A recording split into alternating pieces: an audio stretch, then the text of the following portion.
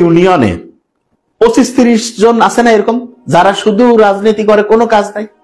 তাহলে এরকম 25-30 জন একটা ইউনিয়নে থাকে, সারা দেশে প্রায় 4,500 মতো ইউনিয়ন আছে। তাহলে আমরা যদি হিসাব করি প্রায় 1-1.5 লক্ষ লোক আছে যারা হচ্ছে খালি রাজনীতি করে, কোনো কাজ করে না। এবং এই লোকদের যে খুব বেশি আয় ইনকাম আছে তাও না। তাহলে এই লোকগুলো ইনকামটা কিভাবে করে? নিশ্চয়ই তাহলে বিভিন্ন রকম অনৈতিক মানসিক ধমক দিয়ে ভয় দেখায় টাকা নেয়, এটা তো বোঝাই যাচ্ছে। এই লোকেরা কিন্তু হচ্ছে ভদ্র ভিক্ষুকের চাইতে অধম। মানে ভিক্ষা করা তো নিকৃষ্টতম হালাল, আর এটা তো হারাম এবং নিকৃষ্টতম হারাম। তার মানে ভিক্ষা যে করে তার তো একটা বলা যেতে পারে সে হালাল কাজ করতেছে, মানুষের কাছে চায়া নিচ্ছে। আর এরা হচ্ছে মানসিক জোর করে ভয় দেখায়, বিভিন্ন ভাবে মানে কৌশলের উপর ভিত্তি করে দেখা যাচ্ছে চাঁদাবাজিটা করতেছে, বা এটা ভদ্র ভিক্ষা আমরা বলতে পারি। তো এইটা যে আছে, এইটা থেকে যদি আমরা বের হইতে না পারি তাহলে কিন্তু ভয়ঙ্কর।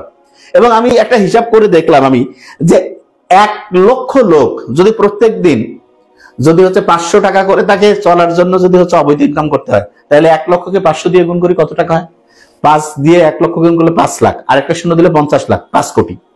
তাহলে 5 কোটি টাকা হচ্ছে না? 1 লক্ষ লোক একদিনে 500 টাকা যদি ইনকাম করে, 5 দিয়ে গুণ করলে 5 লাখ, 50 লাখ, 5 কোটি। তাহলে 1 মাসে কত? 1 মাসে প্রায় মনে হয় 150 কোটি। তারপরে 1 বছরে প্রায় 2000 কোটি। 2000 কোটি টাকা, এটা আমি খুব কম করে বলছি। এবং এই যে সিস্টেমটা আছে, এই সিস্টেমটা থেকে বের হইতে হবে। আমরা কোনো দলের নাম নিতে চাই না, আমার কথা হচ্ছে এটার সাথে কারা কারা জড়িত তারা নিজেরা ঠিক হইলে হয়েছে।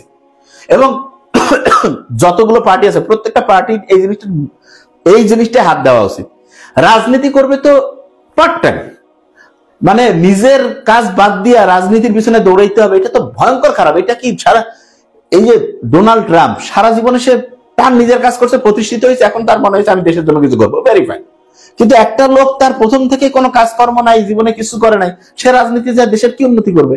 সে তো নিজেই নিজেকে উন্নতি করতে পারেনি। এই জিনিসটা যদি না বুঝি আমরা তাহলে ভয়ঙ্কর খারাপ। এইটা থেকে আমাদের বের হইতে হবে।